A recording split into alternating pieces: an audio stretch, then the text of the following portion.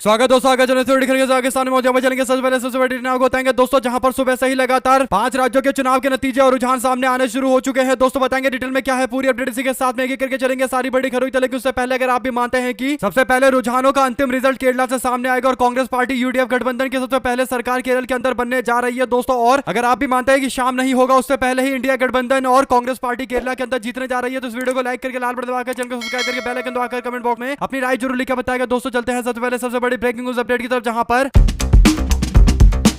आज सुबह से ही 5 राज्यों के अंदर मतगणना शुरू हो चुकी है दोस्तों। केरल के अंदर 140 विधानसभा सीटों को लेकर मतगणना लगातार जारी है। 9 अप्रैल को पहले चरण के वोट हुए थे दोस्तों। एलडीएफ की सरकार यानी एलडीएफ मोर्चा वाम मोर्चा की सरकार को हटाकर कांग्रेस पार्टी यूडीएफ गठबंधन की सरकार बनने की पूरी स्थिति नजर आने लगी है। शुरुआती रुझानों के अंदर भी केरल के अंदर कांग्रेस पार्टी को जबरदस्त तरीके की लीड है दोस्तों। यहां तक कि कांग्रेस पार्टी के सामने पूरी तरीके से लेफ्ट पार्टी के मुख्यमंत्री ने भी घुटने टेकने शुरू कर दिए हैं दोस्तों। आपको बता दें कि 43 जगह पर 140 केंद्रों पर लगातार 15,465 कर्मचारियों, 140 आरओ के साथ में 1340 सहायक आरओ और 4208 पर्यवेक्षक और सुपरवाइजर के नेतृत्व में लगातार काउंटिंग मतगणना जारी है दोस्तों। ऐसे में एलडीएफ गठबंधन पिनरे विजयन का दूसरा कार्यकाल हमेशा के लिए समाप्त होने जा रहा है। कांग्रेस पार्टी की जबरदस्त तरीके से वापसी और कांग्रेस पार्टी कम से कम 74 और मैक्सिमम 82 सीटों तक जीतने की स्थिति में दिखाई दे रही है दोस्तों। धीरे करके कांग्रेस पार्टी का कारवा और सीटों का नंबर लगातार बढ़ता चला जा रहा है दोस्तों। ऐसे में एलडीएफ गठबंधन के नेता और मुख्यमंत्री ने इस पूरे मामले पर हार मान ली है दोस्तों, हाथ खड़े कर दिए और कांग्रेस पार्टी को अंतिम रिजल्ट आने से पहले ही जीता हुआ बता दिया गया है। आपको बता दें कि जो बड़ी अपडेट सामने आ रही है दोस्तों वो ये कि जैसे ही मतगणना शुरू होने वाली थी दोस्तों, वैसे ही मुख्यमंत्री पिनरे विजयन ने अपने सोशल मीडिया प्लेटफॉर्म से अपने नाम के आगे लिखे गए केरल का मुख्यमंत्री यानी चीफ मिनिस्टर ऑफ केरल का नाम हटा दिया दोस्तों, यानी शब्द ही हटा दिए। अब वो केवल अपने आप को पॉलिट ब्यूरो का मेंबर बता रहे हैं, यानी कम्युनिस्ट पार्टी ऑफ इंडिया वाम मोर्चा के पार्टी का केवल एक मेंबर बता रहे हैं दोस्तों। और मुख्यमंत्री शब्द उन्होंने अपने बायो में से हटा लिया है, यानी मुख्यमंत्री अपने आप को मुख्यमंत्री नहीं मानते हैं, यानी इस्तीफा देना तो केवल एक औपचारिकता बची हुई है दोस्तों। और ये अपनी हार मान चुके हैं। अगर आप भी मानते हैं कि लेफ्ट पार्टी के एक दो नहीं बल्कि बड़े बड़े मंत्री आज बुरी तरीके से कांग्रेस पार्टी के हाथों शिकस्त खाने वाले हैं। अंतिम रिजल्ट आते आते बड़े बड़े मंत्री हवा में उड़ते हुए नजर आएंगे, खासकर वाम मोर्चा के वे लोग जो कांग्रेस पार्टी का विरोध कर रहे थे पिछले कई दिनों से। और ऐसे में अगर आप भी मानते हैं कि ये साफ तौर पर केरल में परिवर्तन और दक्षिण के राज्य में एक और राज्य के अंदर कांग्रेस पार्टी का मुख्यमंत्री बन रहा है और केरल में बीजेपी गठबंधन को तो हवा भी नहीं लग रही दोस्तों। तो अपनी राय जरूर लिखकर बताएगा, ज्यादा से ज्यादा वीडियो को शेयर कीजिएगा। चलते हैं एक और बिग न्यूज अपडेट की तरफ, जहां पर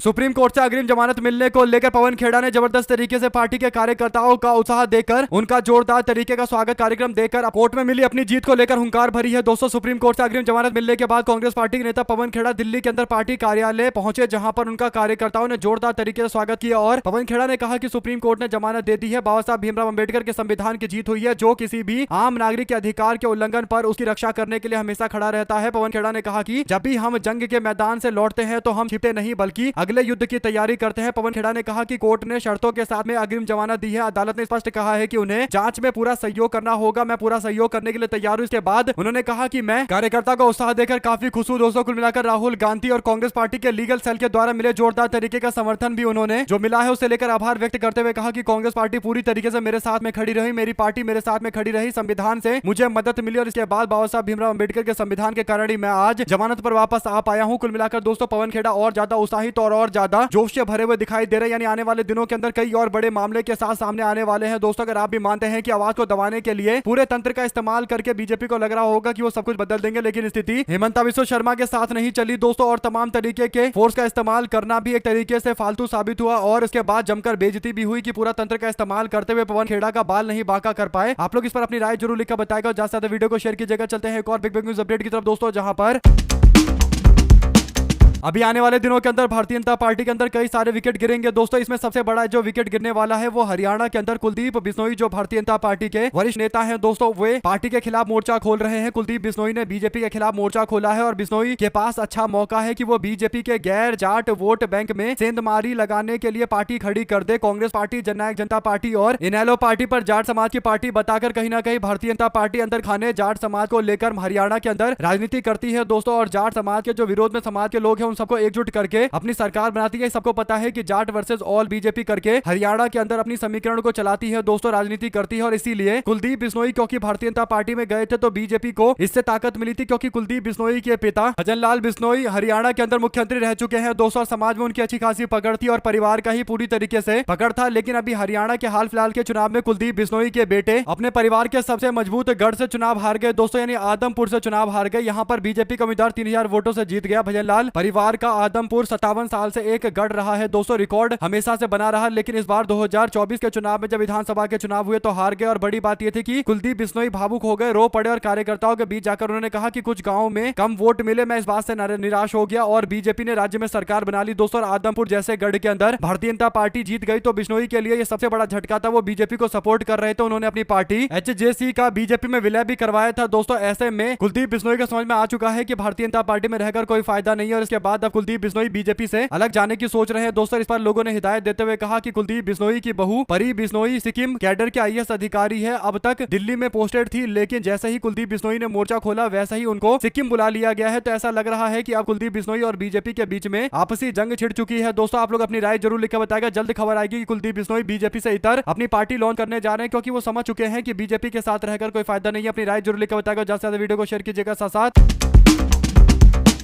उत्तर प्रदेश के अंदर भी जाट समाज की एक बड़ी पार्टी दोस्तों आरएलडी पार्टी, जो अमूमन कही जाती है कि जाट समाज के लोगों की पार्टी है, लेकिन जो आंकड़े हैं उसे लगता नहीं है, लेकिन फिर भी कहने के लिए ही सही, जयंत चौधरी जाट समाज के एक बड़े नेता माने जाते हैं दोस्तों। लेकिन केंद्रीय मंत्री जयंत चौधरी जो केंद्रीय राज्य मंत्री है, केवल कैबिनेट मंत्री भी नहीं है सही से, उनको मंच पर बुलाया गया था। जिस मंच पर उनको बुलाया गया वहां पर ना तो प्रधानमंत्री की फोटो लगाई गई थी, ना मुख्यमंत्री की फोटो लगाई गई थी, और संकल्प सिद्धि आभार सभा का आयोजन किया गया था दोस्तों। लेकिन यहाँ पर पोस्टर ना मोदी और योगी आदित्यनाथ की थे, तो इससे उत्तर प्रदेश के अंदर भी कयासबाजी शुरू हो चुकी है दोस्तों। आप लोग क्या कहना चाहते हैं अपनी राय जरूर लिखकर बताएगा। साथ साथ उत्तर प्रदेश के अंदर एक मामला जो सबसे ज्यादा आजकल चर्चा में बना हुआ है दोस्तों, वो स्मार्ट मीटर का बना हुआ है। और 27 के चुनाव में स्मार्ट मीटर और बिजली विभाग के काम और बिजली 24 घंटा तो छोड़िए दोस्तों, 2-4-5 घंटा भी नहीं आ रही। खासकर जो गर्म इलाके हैं वहां पर बुरा हाल हो रखा है। और उत्तर प्रदेश के अंदर बिजली विभाग तो बुरी तरीके से फ्लॉप हो चुका है दोस्तों। और बिजली के दाम इतने हैं बीजेपी सरकार में कि आम जनता परेशान है। ऐसे में स्मार्ट मीटर को लेकर जगह जगह कोने कोने में विरोध देखने को मिल रहा है दोस्तों। स्मार्ट मीटर जाकर बिजली ऑफिस में आम जनता फेंक दे रही है और विरोध कर रही है दोस्तों। तोड़फोड़ भी जमकर जारी है, यानी स्मार्ट मीटर को फेंक फेंक कर लोग कह रहे हैं कि हमको ऐसा स्मार्ट मीटर नहीं चाहिए जहां पर पहले 500 रुपए बिजली बिल आता था, 15,000 रुपए बिजली बिल आ रहा है। यानी स्मार्ट मीटर के नाम पर आम जनता को परेशान किया जा रहा है। इस बात को लेकर एक बड़ी नाराजगी पूरे विभाग को लेकर है दोस्तों। और योगी आदित्यनाथ सरकार के खिलाफ एक जबरदस्त तरीके का गुस्सा देखने को मिल रहा है। और हकीकत यह है कि बीजेपी वालों को जमीनी स्तर के बारे में कुछ नहीं पता और भाजपा को लग रहा है कि फिर चुनाव में वही नरेंद्र मोदी के मुद्दे घुसपैठिया और भैंस खोलकर लेकर चले जाएंगे और बेटियों की सुरक्षा, व्यापारियों की सुरक्षा, इस तरीके की बातें करके जीत जाएंगे चुनाव। लेकिन वास्तविकता अलग है दोस्तों। इस बार उत्तर प्रदेश के चुनाव में आम जनता त्राहिमाम कर रही है और बिजली विभाग के काम से खासकर गर्मी में तो जबरदस्त तरीके से जनता परेशान है। अगर आप भी मानते हैं कि उत्तर प्रदेश अब परिवर्तन की लाइन में लग चुका है, वो भी परिवर्तन करके दिखाएगा, तो अपनी राय जरूर लिखकर बताएगा दोस्तों। साथ टीवी एक्टर थालापति विजय ने अपना चुनावी प्रबंधन शुरू कर दिया दोस्तों। जो अपडेट है वो ये कि तमिलनाडु के विधानसभा चुनाव के नतीजे अब लगातार आ रहे हैं और ऐसे में खबर ये है कि त्रिशंकु विधानसभा की आशंका के बीच में एक्टर विजय ने टीवीके के उम्मीदवार को एकजुट रहने के लिए रणनीति तैयार कर ली है, एकजुट रखने के लिए रणनीति तैयार कर ली है दोस्तों। सूत्रों के अनुसार एक्टर विजय ने निर्देश दिया है कि नतीजे घोषित होते ही जीतने वाले सभी उम्मीदवार तुरंत पेन्यूर के अंदर उनके पार्टी मुख्यालय पहुंचे और एक प्राइवेट रिजॉर्ट बुक करने की तैयारी चल रही है। थालापति विजय को डर सता रहा है कि डीएमके पार्टी जो राज्य अंदर सरकार में है वो पूरी तरीके से रिजॉर्ट पॉलिटिक्स यानी कई सारे नेताओं को अपने साथ में लेकर ना चली जाए, जीते हुए उम्मीदवार अपने साथ में लेकर ना चली जाए। क्योंकि इसके पीछे बड़ा कारण यह है दोस्तों कि तमिलनाडु एक ऐसा राज्य है जहां पर अच्छा खासा बजट है और पैसा खूब खर्च किया जाता है राजनीति में, और कोई भी पार्टी यहां पर सरकार इतनी आसानी से छोड़ेगी नहीं दोस्तों। सरकार बनाने के लिए साम दाम दंड भेद का इस्तेमाल करेगी और ये बात थालापति विजय को पता है, तो उन्होंने अब एक रिजॉर्ट पॉलिटिक्स करना शुरू कर दिया। और वैसे भी थालापति विजय ने जिन उम्मीदवारों को मैदान में उतारा है दोस्तों, उसमें से ज्यादातर ऐसे लोग हैं जिनका राजनीति से कोई लेना देना नहीं था और थालापति विजय को लेकर जो काम कर रहे थे उसके आधार पर टिकट दिया गया। और अगर ये जीतेंगे तो इनको साथ में रख पाना काफी मुश्किल का काम होगा दोस्तों, क्योंकि राजनीति से इनका कुछ लेना देना नहीं है। इन पर मुकदमे करके दबाव बनाया जा सकता है। ऐसे में जरूरी है कि सारे जीते हुए उम्मीदवारों को या फिर जो चुनाव में अभी आगे पीछे चल रहे हैं उन सबको बुला लिया जाए और यही कार्रवाई की जा रही है। आप लोग इस पर अपनी राय जरूर लिखकर बताएगा दोस्तों। साथ साथ चलते हैं एक और बड़ी अपडेट की तरफ, जहां पर कांग्रेस पार्टी के नेता अभिषेक मनु सिंघवी दिल्ली के अंदर इंदिरा गांधी भवन में पहुंचे, यानी कांग्रेस पार्टी के दिल्ली कार्यालय पहुंचे, जहां पर उन्होंने लीगल कमेटी की बैठक में भाग लिया दोस्तों। कांग्रेस के नेताओं पर जब मुश्किल आती है तो सबसे पहले अगर कोई नेता दिखाई देता है, कोई सांसद दिखाई देता है, तो अभिषेक मनु सिंघवी दिखाई देते हैं। और एक बार फिर से अभिषेक मनु सिंघवी पूरी तरीके से पवन खेड़ा के साथ खड़े रहे दोस्तों और सुप्रीम कोर्ट से अग्रिम बेल दिलवाया। तो इससे पता चलता है कि कितनी अहम भूमिका है कांग्रेस पार्टी के लीगल सेल की दोस्तों। और लीगल सेल की बैठक इसी बात को लेकर चल रही है। आप लोग अपनी राय जरूर लिखकर बताएगा, ज्यादा से ज्यादा वीडियो को शेयर कीजिएगा। साथ साथ चलते हैं एक और बड़ी अपडेट की तरफ, जहां पर बीजेपी को यूपी के केशव प्रसाद मौर्य और ओम प्रकाश राजभर, अनुप्रिया पटेल और संजय निषाद आदि की आवश्यकता इसलिए है दोस्तों क्योंकि उसे अखिलेश यादव के पीडीए को काउंटर करना है। और जब तक समाजवादी पार्टी उत्तर प्रदेश के अंदर मजबूत है तब तक भारतीय जनता पार्टी के लिए इन पार्टियों की अहमियत है और ये बात इन पार्टियों को समझ में नहीं आ रही है दोस्तों। अरुण राजभर यानी ओपी राजभर के बेटे कहते हैं कि 2027 के विधानसभा चुनाव के बाद समाजवादी पार्टी चुनाव लड़ने की कोशिश भी नहीं करेगी, चुनाव लड़ना छोड़ देगी और अपनी पार्टी का विलय भारतीय जनता पार्टी में करके सैफई परिवार वापस लौट जाएगा, यानी अखिलेश यादव सैफई चले जाएंगे। और ये बयान ओपी राजभर की पार्टी के नेता उनके बेटे दे रहे हैं दोस्तों। हालांकि इस पर समाजवादी पार्टी के समर्थकों ने कहा कि आप लोगों की उपयोगिता केवल यही है कि भारतीय जनता पार्टी को एक ग्रुप खड़ा करना है, यानी गैर यादव ओबीसी समाज की पार्टी का एक ग्रुप खड़ा करना है, जिसे केवल ये माहौल बनाया जाए कि यादव समाज के लोगों से इतर जो अन्य ओबीसी जातियां हैं उनको अखिलेश यादव के शासनकाल में फायदा नहीं मिलता और इसलिए अखिलेश यादव के सामने गैर यादव ओबीसी समुदाय की पार्टियों को खड़ा करके भारतीय जनता पार्टी ओबीसी वर्ग को कमजोर करके चुनाव जीतना चाहती है। और यही एजेंडा बीजेपी का पिछले कई चुनावों में रहा है और ओपी राजभर उसमें से एक बड़ी भूमिका इसलिए निभाते हैं क्योंकि ओपी राजभर भी राजभर समाज के बड़े नेता हैं दोस्तों, जो ओबीसी वर्ग से आते हैं। और ऐसे में ये बात एकदम सही है कि अखिलेश यादव की पीडीए गठबंधन की जो एकजुटता है उस कारण से बीजेपी सबसे ज्यादा डर रही है दोस्तों। और सबको पता है कि अगर अखिलेश यादव का पीडीए गठबंधन एकजुट हो जाएगा तो अनुप्रिया पटेल की पार्टी का पता नहीं लगेगा, संजय निषाद की पार्टी और राजभर की पार्टी का कुछ अता पता नहीं लगेगा। और 24 के चुनाव में पूरा पीडीए एकजुट हो गया था, जिसके बाद इन पार्टियों को भी अस्तित्व का खतरा हो गया था दोस्तों। तो देखे तो एक तरफ अखिलेश यादव उत्तर प्रदेश के 2027 के चुनाव के लिए खड़े हैं दोस्तों और उनके सामने ये पूरी पार्टियों का एक ग्रुप खड़ा है। और ऐसे में अगर आप भी मानते हैं कि ओपी राजभर आने वाले दिनों के अंदर प्रासंगिक ही नहीं रहेंगे क्योंकि राजभर समाज के लिए अखिलेश यादव नए विकल्प तलाश रहे हैं, राजभर समाज के बड़े नेताओं को अपनी पार्टी में शामिल करके एक नया ग्रुप बनाया जा रहा है जो पीडीए कहा जाता है दोस्तों। और पीडीए से बीजेपी की धड़कनें बढ़ रही है, इसमें कोई दो राय नहीं है। आप लोग अपनी राय जरूर लेकर बताएगा। साथ साथ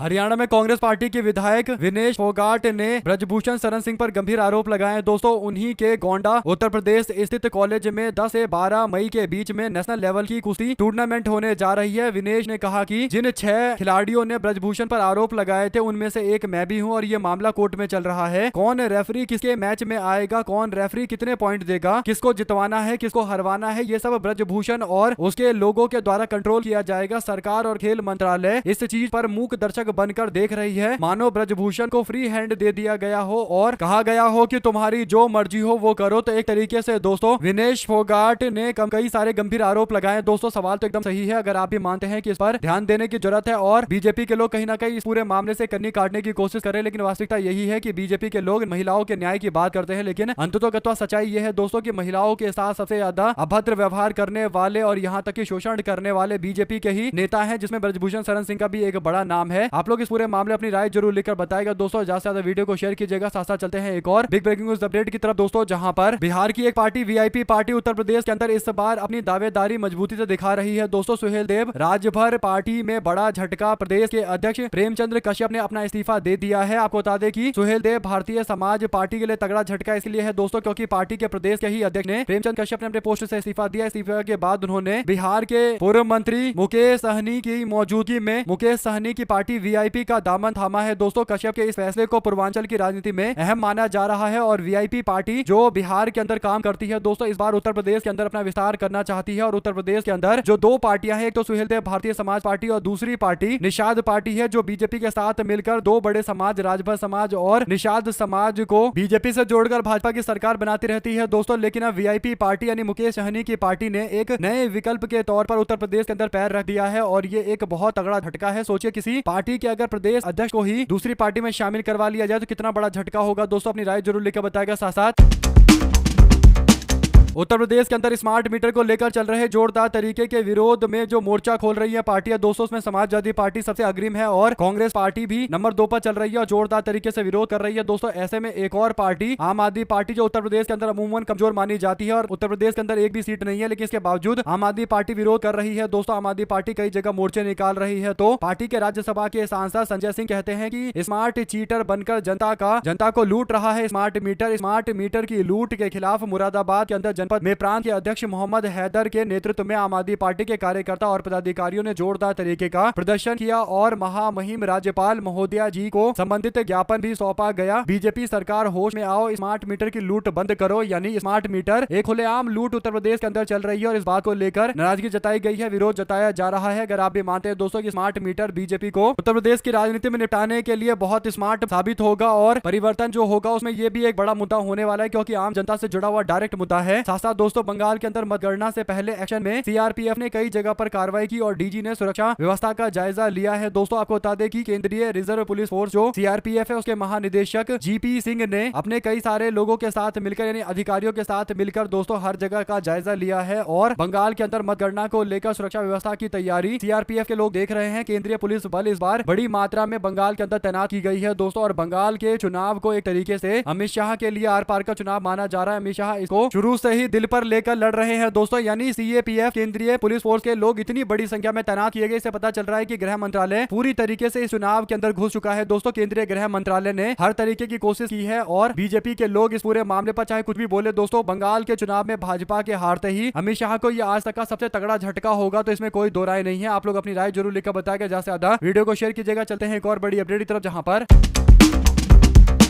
कई सारे सोशल मीडिया पर लोग योगेंद्र यादव को ज्ञान दे रहे हैं दोस्तों। योगेंद्र यादव ने एग्जिट पोल को लेकर निशाना साधते हुए कहा था कि एग्जिट पोल अब जो कराए जाते हैं वो बिल्कुल भी सही तरीके से नहीं कराए जाते, कुछ लोगों को फायदा पहुंचाने के लिए और कुछ लोगों को नुकसान पहुंचाने के लिए कराए जाते हैं। ऐसे में दोस्तों योगेंद्र यादव ने इस मामले को लेकर उन पर उठाए जा रहे सवाल, यानी पहले योगेंद्र यादव भी एग्जिट पोल करवाया करते तो उनको लेकर सवाल पूछा जा रहा था कि आप भी तो पहले एग्जिट पोल कराते थे, आपकी भी तो गलती होती थी और योगेंद्र यादव पर निशाना साधते थे। इसके बाद योगेंद्र यादव ने कहा कि मैं पूरा एक ब्यौरा दे रहा हूं कि मैंने कब कब एग्जिट पोल करवाया और मेरे एग्जिट पोल का क्या रिकॉर्ड रहा है। मैंने जो फोरकास्टिंग की, जो मैंने भविष्यवाणी की है अलग अलग चुनाव को लेकर, वो कुछ इस प्रकार है। 1991 में मैंने चंडीगढ़ को लेकर सर्वे किया था और उसके नतीजे बताए थे, जिसमें चंडीगढ़ में मैं सही साबित हुआ। ऐसा ही लोकसभा चुनाव 1996 को लेकर मेरा आंकड़ा सही था, फिर 98 के आंकड़े सही थे। दिल्ली चुनाव 98 का आंकड़ा मेरा सही था, राजस्थान चुनाव मेरा 98 का आंकड़ा सही था। उसके बाद 1998 में मध्य प्रदेश वाला मेरा गलत हुआ। फिर उन्होंने कहा कि मैंने 1999 लोकसभा का किया सही हुआ, गुजरात का किया 2002 में सही हुआ, दिल्ली का किया सही हुआ, फिर 2004 में मैंने कोई प्रेडिक्शन नहीं किया, केवल कमेंट्री की। इसके बाद उन्होंने कहा कि बंगाल, बिहार, तमिलनाडु, केरला, असम, उत्तर प्रदेश हर जगह सही हुआ। फिर पंजाब में 2007 में आकर मेरा गलत हुआ। उसके बाद उन्होंने कहा कि 2007 में फिर मैंने उत्तराखंड, गुजरात के किए तो ये दोनों सही हुए, लेकिन कर्नाटका मेरा गलत हो गया। तो फिर मैंने लोकसभा 2009 का किया, एकदम सही निकला, बिहार का किया सही निकला, बंगाल का सही निकला 11 का चुनाव, और तमिलनाडु का 11 का चुनाव, केरल का 11 का, असम का 11 का चुनाव मेरा एकदम सही रहा। 12 में उत्तर प्रदेश में मैंने सही सर्वे किया, पंजाब में सही किया, उत्तराखंड में सही किया, मणिपुर में सही किया और गुजरात में सही किया। उन्होंने कहा कि मैंने 35 फोरकास्ट 35 भविष्यवाणी की है। तो आप लोग समझ जाइए कि मेरा क्या ट्रैक रिकॉर्ड रहा है। तो मेरे ऊपर सवाल खड़ा करने से पहले एक बार ये आंकड़े जाकर देख लो। साथ साथ चलते हैं एक और बड़ी अपडेट की तरफ दोस्तों, जहां पर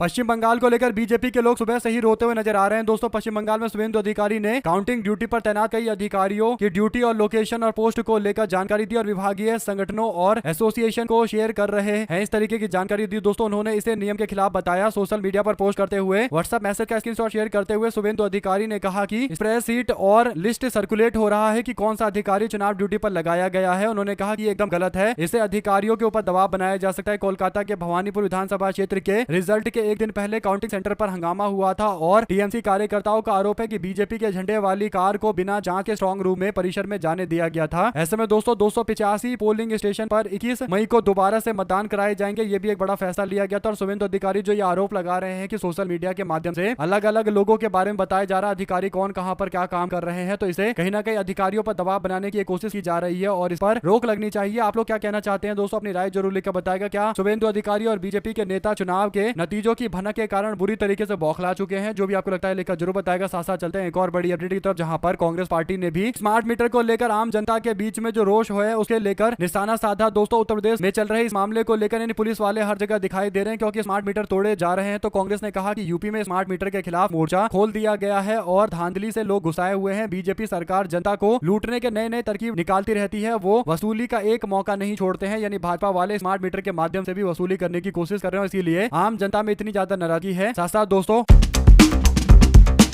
प्रधानमंत्री नरेंद्र मोदी को लेकर 2014 से बार बार यही बात बोली जाती है कि नरेंद्र मोदी बिना देखे भाषण देते हैं, नरेंद्र मोदी एक अच्छे वक्ता है, नरेंद्र मोदी ये करते हैं, नरेंद्र मोदी वो करते हैं। दोस्तों यानी नरेंद्र मोदी को ऐसे दिखाने की कोशिश की जाती है कि कोई अवतार लेकर देश के अंदर आया है, जबकि महंगाई से आम जनता जूझ रही है और बेरोजगारी देश में सर्वोपरि चल रही है। दोस्तों अर्थव्यवस्था की भट्टी बैठी पड़ी है, पेट्रोल डीजल के दाम बढ़ रहे हैं, नोट भारत का कमजोर होता जा रहा है, रुपया कमजोर होता जा रहा है, 95 पार कर चुका है और 96 हिट करने को है। लेकिन नरेंद्र मोदी को लेकर ये जो बैठकर दोस्तों खासकर जो मीडिया में और सोशल मीडिया में माहौल बनाते हैं, वो दावा करते हैं कि नरेंद्र मोदी भाषण अपने दिल से देते हैं, नरेंद्र मोदी जनता से कनेक्ट करते हैं। लेकिन हकीकत यह है दोस्तों कि नरेंद्र मोदी लिखा हुआ भाषण पढ़ते हैं और टेलीप्रॉम्प्टर नरेंद्र मोदी के सामने लगा रहता है, उसमें लिखा रहता है और नरेंद्र मोदी वही पढ़ देते हैं। और अब ये बात कोई बोलने वाली नहीं है दोस्तों, क्योंकि टेलीप्रॉम्प्टर तो आप सबने देखा होगा, लेकिन टेलीप्रॉम्प्टर जो चलता है उसका एक वीडियो भी आ गया है। नरेंद्र मोदी के मंच के पीछे बैठे बीजेपी के एक नेता वीडियो बना रहे, जिसमें नरेंद्र मोदी के भाषण देते वक्त वीडियो बनाया जा रहा है और वीडियो में देखा जा सकता है कि नरेंद्र मोदी टेलीप्रॉम्प्टर से पढ़ रहे हैं दोस्तों। और जब भाषण चल रहा है नरेंद्र मोदी का तो टेलीप्रॉम्प्टर पीछे से तो ऐसा लगता है कि एकदम खाली है, ट्रांसपेरेंट है, आर पार वाला है, कुछ दिखाई नहीं दे रहा होगा। लेकिन हकीकत यह है दोस्तों कि नरेंद्र मोदी के भाषण के टाइम में देखिए लिखा हुआ है कि बंगाल की बहनें, और ये बात नरेंद्र मोदी बोल रहे हैं। और इस भाषण का एक वीडियो क्लिप सोशल मीडिया पर शेयर करते हुए लोगों ने कहा कि इनका कैंपेन पूरी तरीके से खत्म हो गया नरेंद्र मोदी का, कि ये एक ऐसे वक्ता है जो अपने मन से बोलते हैं, दिल से बोलते हैं। हकीकत यह है कि नरेंद्र मोदी टेलीप्रॉम्प्टर में देख देखकर बोलते हैं और लिखा हुआ भाषण पढ़ते रहते हैं दोस्तों। इसके बावजूद नरेंद्र मोदी गुस्से को जुस्सा बोल देते हैं और कभी कभार ऐसे शब्द बोल देते हैं कि बोला भी नहीं जा सकता। तो कहीं ना कहीं नरेंद्र मोदी पढ़ा लिखा यानी लिखा हुआ भाषण पढ़ रहे होते हैं दोस्तों, और इसे लेकर गोदी मीडिया वाले माहौल बनाते हैं कि नरेंद्र मोदी दिल से बोलते हैं, नरेंद्र मोदी ऐसे नेता है जनता से कनेक्ट करते हैं। यानी दोस्तों पूरी तरीके से गोदी मीडिया ने देश के अंदर भ्रम फैला रखा है और भ्रम इतना ज्यादा हो जाता है कि नरेंद्र मोदी अपने आप को अवतारी भी समझने लगते हैं। यानी 24 के चुनाव से पहले उनको एहसास होने लगा था कि उनको भगवान ने, ईश्वर ने कहीं भेजा है किसी बड़े काम के लिए, यानी अपने आप को अवतारी पुरुष बता रहे थे दोस्तों। लेकिन बाद में जब जनता ने 240 पर समेट दिया तो अब हकीकत सबके सामने आ गई। अगर आप भी मानते हैं कि ये टेलीप्रॉम्प्टर वाला भाषण ज्यादा दिन चलेगा नहीं और आम जनता समझ चुकी है सारी बातें, तो लिखकर जरूर बताएगा दोस्तों। ज्यादा से ज्यादा वीडियो को शेयर कीजिएगा ताकि पूरी अपडेट आप लोग तो लगातार आगे भी इसी तरीके से पहुंचती रहे।